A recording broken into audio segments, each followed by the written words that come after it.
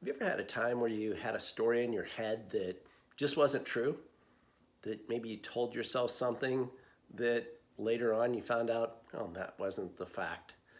For example, have you ever been stood up for lunch or stood up for an appointment? What did you think? Well, some of the things I would think are, well, they must not like me.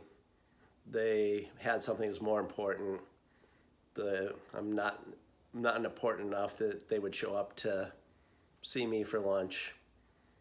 They probably spaced me off. They always do. These are stories we run in our heads.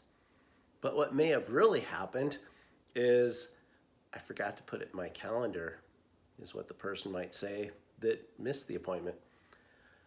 I ended up getting in an accident on the way to the appointment and couldn't make it. There's always another story, and that's the real story. But we tend to put these stories in our heads. And a lot of times we put stories in our heads like, I'm not good enough. They're better than that than I am. I can't do that.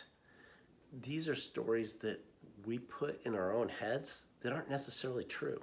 So what do? Change your story. Wait to find out what the facts are before you jump to conclusions when you're thinking about what that person might be thinking or why they didn't show up for that appointment.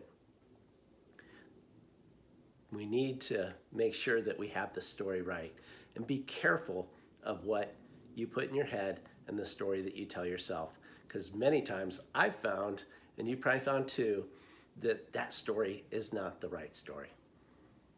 Be great.